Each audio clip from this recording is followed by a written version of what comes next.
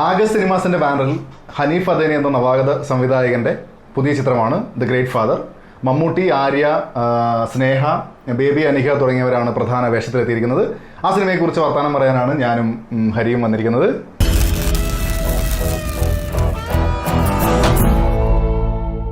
Cinema കണ്ട് ചൂടാറും മുമ്പ് അതിന്റെ വിശേഷങ്ങളുമായി എത്തിയിരിക്കുകയാണ് ഞാൻ സുധീഷ്.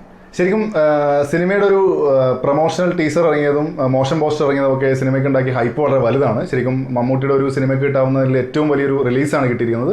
ആരാധകരൊക്കെ വലിയ പ്രതീക്ഷയോടെയാണ് സിനിമയ്ക്ക് കയറിയിരിക്കുന്നത്. ടീസറിന്റെയും ട്രെയിലറിന്റെയും കാര്യം പറഞ്ഞപ്പോഴാണ് ആദ്യത്തെ ടീസർ ഇറങ്ങിയപ്പോൾ നമ്മൾ വിചാരിച്ചു ബിഗ് ബിയുമായിട്ട് എന്തെങ്കിലും സാമ്യം കാണുമെന്ന്. രണ്ടാമത്തെ ടീസർ എത്തിയപ്പോഴായിട്ട് നമുക്ക് തോന്നി ഡാഡി കൂളിനോടാണ് ബന്ധം. പക്ഷേ ഇത് രണ്ടുമല്ല, മറ്റൊരു കഥയാണ് ദി ഗ്രേറ്റ് ഫാദറിന് പറയാനുള്ളത്. ശരിക്കും സിനിമയുടെ കഥാപശ്ചാത്തലം നോക്കുകയാണെങ്കിൽ ആദ്യ പകുതി കൃത്യമായി പറയുന്ന ഒരു അച്ഛൻ മകൾ ബന്ധത്തിന്റെ ഊഷ്മളതയെ വളരെ ഗംഭീരമായിട്ട് തന്നെ അവതരിപ്പിച്ചിട്ടുണ്ട് ചിത്രത്തിൽ എന്ന് പറയുന്നു. ഒരു അതിമാനുഷിക അച്ഛൻ കഥാപാത്രമായിട്ട് രണ്ടാം പാതിയും മാറുകയും ചെയ്യുന്നു. അവിടെയാണെന്ന് തോന്നുന്നു സിനിമയ്ക്ക് ചിലപ്പോൾ താളം തെറ്റുന്നത്. എന്ത് പറയുന്നു സുധീഷ്? താളം തെറ്റുന്നതെന്ന് പറയാൻ വേണ്ടി പറ്റില്ല. എനിക്ക് തോന്നുന്നു കൃത്യമായി കൺവേ ചെയ്യാൻ സംവിധായകന് സാധിച്ചിട്ടില്ല എന്നുള്ളത് മാത്രമേ ഉള്ളൂ. അതൊരു സ്റ്റൈലിഷ് എന്റർടൈനർ എന്നതിലേക്ക്. പക്ഷേ അതുവരെ ഒരു ഫാമിലി മൂഡിലേക്ക് കൊണ്ടുവരാൻ ശ്രമിച്ചതിന് ശേഷം ഒരു ഇന്റർവെൽ കഴിഞ്ഞ ഉടനെ ഒരു ആരാധകർക്ക് വേണ്ടിയുള്ള ഒരു കഥാപാത്ര സൃഷ്ടിയിലേക്ക് കൊണ്ടുപോകാൻ വേണ്ടി ശ്രമിച്ചോന്ന് സംശയമുണ്ട്. ഒരു പരിധിവരെ അത് ശരി തന്നെയാണ്, അങ്ങനെയായിരിക്കാം. പക്ഷെ അതിലെത്തി വിജയിപ്പിക്കാൻ കഴിഞ്ഞു. അവിടെയാണെന്ന് തോന്നുന്നു ഒരുപക്ഷെ സിനിമ അത്രത്തോളം ഒരു ഇംപ്രസീവ് ആണെന്ന് നമുക്ക് തോന്നാത്തത്. ഹരിയെ സംബന്ധിച്ചിടത്തോളം ഈ സിനിമയുടെ പ്രധാനപ്പെട്ട പോസിറ്റീവ്സ് എന്തൊക്കെയായിരുന്നു എടുത്തു പറയേണ്ടത്? എനിക്ക് തോന്നിയത് ആദ്യത്തെ ഭാഗത്ത് 2-3 ഭാഗങ്ങളിൽ അച്ഛനായാലും മകളായാലും ഒറ്റയ്ക്ക് അഭിനയിക്കുന്ന കുറച്ച് രംഗങ്ങളുണ്ട്.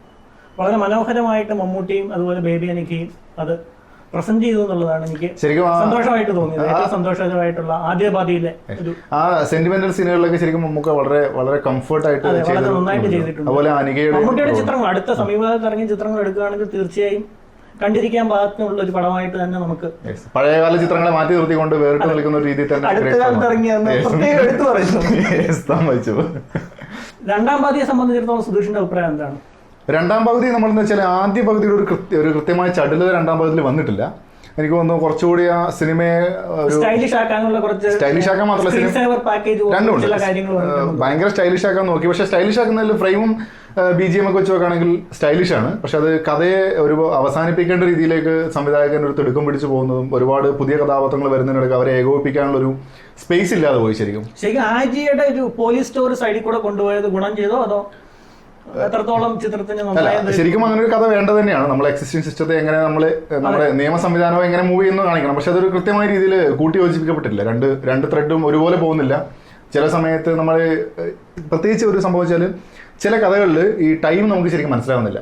ശ്രദ്ധിച്ചിട്ടുണ്ടോ? രണ്ടാം പകുതിയിൽ ചില ആളെ പിടിക്കുന്നു പോകുന്നുള്ള സമയത്ത് വീണ്ടും ഇത് ഫ്ലാഷ് ബാക്ക് ആണോ കാണിക്കുന്നത്, ശരിക്കുള്ളതാണോ കാണിക്കുന്നത്, എന്താണെന്നുള്ളൊരു ടൈമിന്റെ ഒരു ഭയങ്കര കൺഫ്യൂഷൻ ശരിക്കും.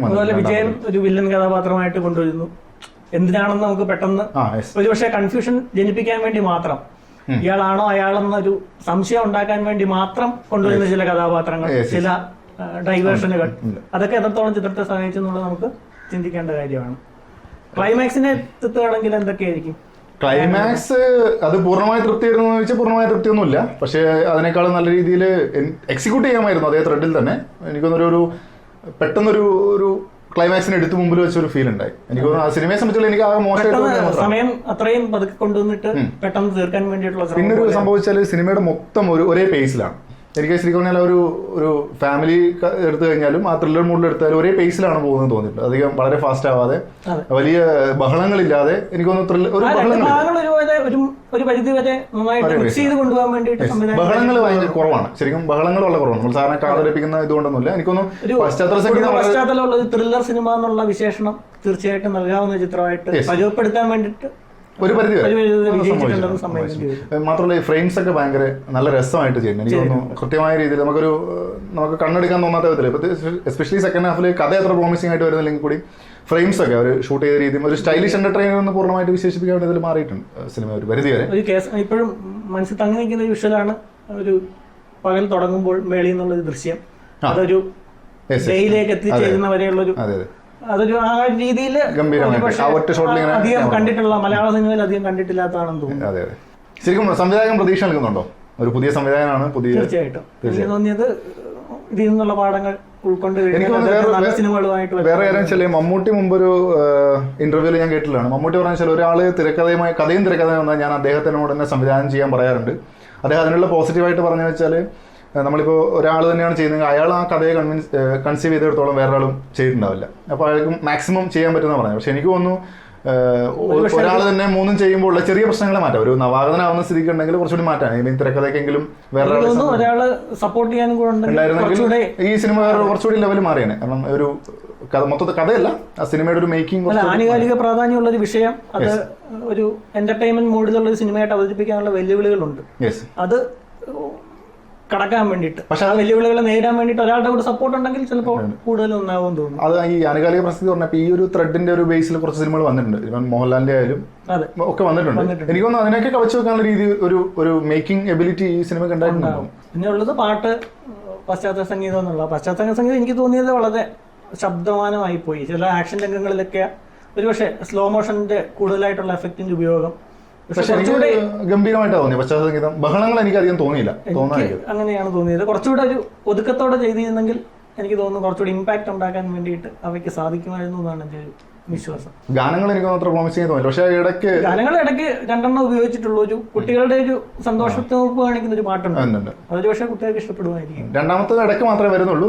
2 വരി കഥയുമായിട്ട് പോകുന്നുണ്ട്. കഥയുമായിട്ടുള്ളൊരു ഡിസ്ട്രാക്ടിംഗ് അല്ല. ആര്യയുടെ റോള് അങ്ങനെ തോന്നി. ആര്യ മലയാളത്തിലധികം മലയാളികൾ കാണുന്നുണ്ടെങ്കിലും മലയാളത്തിലധികം കാണാത്തൊരു നടനാണ്. എനിക്ക് ആര്യയുടെ കഥാപാത്രവും ആര്യയുടെ ത്രെഡും എനിക്ക് അത്ര പ്രോമിസിംഗ് ആയിട്ട് തോന്നിയില്ല. എനിക്ക് രണ്ടും ഒരുപോലെ ബാലൻസ് ചെയ്ത് പോവുകയാണോ അതോ അവിടെ തന്നെ നായകനെ താത്തി കെട്ടാതെ കൊണ്ടുപോവുകയും വേണം, അങ്ങനെയുള്ള ചില ധാരണകളും കൂടെ ഉള്ളതുകൊണ്ട് ആര്യയുടെ കഥാപാത്രത്തെ ചിലപ്പോഴൊക്കെ ഒതുക്കി നിർത്തേണ്ടി വരുന്നു സംവിധായകന്. അത് നമുക്ക് ഫീൽ ചെയ്യും. അതാണ് ശരിക്കും പ്രത്യേകിച്ച് ഒന്നും ചെയ്യാനില്ല. ഒരു സൈലന്റ് ആയിട്ടുള്ള വീട്ടമ്മയായിട്ടുള്ള എനിക്കൊന്ന് മീയാണ് കുറച്ചുകൂടി മീനയുടെ ഡയലോഗും കുറച്ച് കൈകളിലാണ്. നമ്മൾ ഈ സ്ത്രീവിരുദ്ധത പറയുന്ന കാലഘട്ടത്തിൽ കുറച്ചുകൂടി മാന്യമായ രീതിയിൽ കമ്മ്യൂണിക്കേറ്റ് ചെയ്യുന്ന ഒരു നല്ല കഥാപാത്രമാണ്. അപ്പോ ചുരുക്കത്തിൽ അവസാനിപ്പിക്കുന്നത് എങ്ങനെയാണ്? എന്നെ സംബന്ധിച്ചിടത്തോളം സിനിമ എന്ന് പറയുന്നത് ഫാൻസിനെ തൃപ്തിപ്പെടുന്ന രീതിയിലും ചെയ്തിട്ടുണ്ടെങ്കിലും അടുത്ത കാലത്ത് ഒരു നല്ലൊരു വിഷയം കൈകാര്യം ചെയ്യുന്നതിലേക്ക് എനിക്ക് തീർച്ചയായും വളരെ ഗംഭീരമെന്ന് പറയുന്നില്ല എങ്കിലും കൊള്ളാവുന്നൊരു സിനിമയായിട്ട് തന്നെയാണ് ഗ്രേറ്റ് ഫാദറിനെ കാണുന്നത്. മാർക്ക് കൊടുക്കാൻ പറഞ്ഞാൽ ഞാൻ ഒരു 10 ഒരു 7 കൊടുക്കും. കാരണം മേക്കിങ്ങിനാണ് ഒരു പരിധി വരെ കൊടുക്കുന്നത്. മമ്മൂട്ടിയുടെ മേക്ക് ഓവറിനും ബേബി അനികയുടെ പ്രകടനവും എടുത്തു പറയേണ്ടതാണ്. 10 7 കൊടുക്കാം.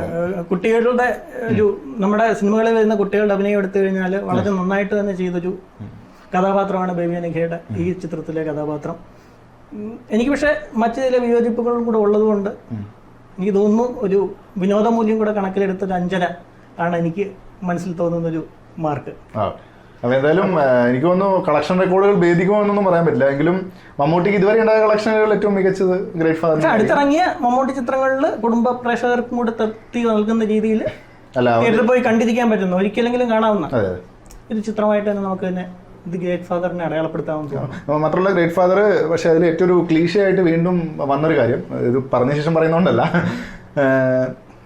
നമ്മൾ ഈ നിയമ സംവിധാനത്തിനെതിരെ ഒരു പാരലൽ നിയമം വരിക എന്നുള്ളൊരു സ്ഥിരം സംവിധാനം സിനിമകളിൽ കാണുന്നുണ്ട്. കോമൺ മാന്റെ റിയാക്ഷൻ എന്നുള്ള രീതിയിലുള്ള പാറ്റേണിലുള്ള സിനിമകൾ കൂടുതലായിട്ട് വരുന്നുണ്ട്. പക്ഷെ എനിക്ക് തോന്നുന്നു ഇതിൽ നമ്മൾ അടുത്ത കാലത്ത് കണ്ട ഒരുപാട് കാര്യങ്ങൾ വെച്ച് നോക്കുമ്പോൾ അതിന് ഒരുപാട് മാറി നല്ല രീതിയിൽ അതിനെ എക്സിക്യൂട്ട് ചെയ്തൊരു സിനിമയായിട്ടാണ് എനിക്ക് ഗ്രേറ്റ് ഫാദർ അല്ലേ. അടുത്ത കാലത്ത് ഭയങ്കരമായിട്ട് ഓവറായിട്ട് റിയാക്ട് ചെയ്യാതെ നിയമ സംവിധാനത്തിന് അതിൻ്റെതായ വില നൽകിക്കൊണ്ട് ചെയ്യുന്ന ഒരു സിസ്റ്റം, നമ്മുടെ ഇമോഷണൽ ആയിട്ടുള്ള റിയാക്ഷൻ എന്നുള്ള രീതിയിൽ തന്നെ അവതരിപ്പിക്കാൻ വേണ്ടിയിട്ട് ശ്രമിച്ചിട്ടുണ്ട്. ഗ്രേറ്റ് ഫാദർ വരുമ്പോൾ മമ്മൂട്ടിയുടെ കഥാപാത്രം പറയുന്നത് അതാണ്, നിയമത്തിന് ചെയ്യാൻ പറ്റുന്നത് ചെയ്യട്ടെ, അതിന് ചെയ്യാനുള്ള അവസരം നിങ്ങൾക്കുണ്ട്, അത് ചെയ്യണം എന്നുള്ള രീതിയിൽ ഒരു പോസിറ്റീവ് നോട്ട് അത് കൊണ്ടുവരുന്നുണ്ട്. ആ രീതിയിൽ നമുക്കതിനെ മുമ്പോട്ട് കൊണ്ടുപോകാൻ തോന്നുന്നു.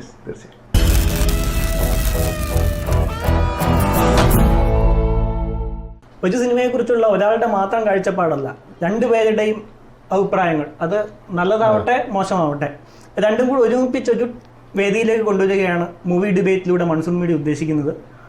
ഇത് ചിലപ്പോൾ ഇവർക്ക് ഇഷ്ടപ്പെടുമെന്ന് അറിയില്ല. ഇഷ്ടപ്പെടുകയാണെങ്കിൽ അവർ പറഞ്ഞാൽ നമുക്ക് വീണ്ടും കണ്ടിന്യൂ ചെയ്യാം, അല്ലെങ്കിൽ നമുക്ക് പഴയതുപോലെ ഹരി തെറിവിളി കേൾക്കാനും ഞാൻ ചിലപ്പോൾ 5 കാരണങ്ങൾ കൊണ്ടുവരാം. എങ്ങനെ വേണമെന്നുള്ളത് നിങ്ങൾക്ക് തീരുമാനിക്കാം. ഇതിനെപ്പറ്റിയുള്ള അഭിപ്രായങ്ങളും നിർദ്ദേശങ്ങളും തീർച്ചയായിട്ടും കമൻ്റായിട്ട് രേഖപ്പെടുത്തുക. തുടർന്നുള്ള വീഡിയോകൾക്കായി ഈ ചാനൽ സബ്സ്ക്രൈബ് ചെയ്യുക. അപ്പോൾ അടുത്ത ചിത്രത്തിന്റെ ശനിയാഴ്ച ജോർജ് ഏഡൻസ് പൂരം ഇറങ്ങുന്നുണ്ട്, കാണുന്നുണ്ടോ? കാണാൻ ശ്രമിക്കാം. ശനിയാഴ്ച കാണുകയാണെങ്കിൽ സംഭാഷണങ്ങളിലൊക്കെ വീണ്ടും കാണാമെന്ന് യെസ് കരുതുന്നു. ശരി.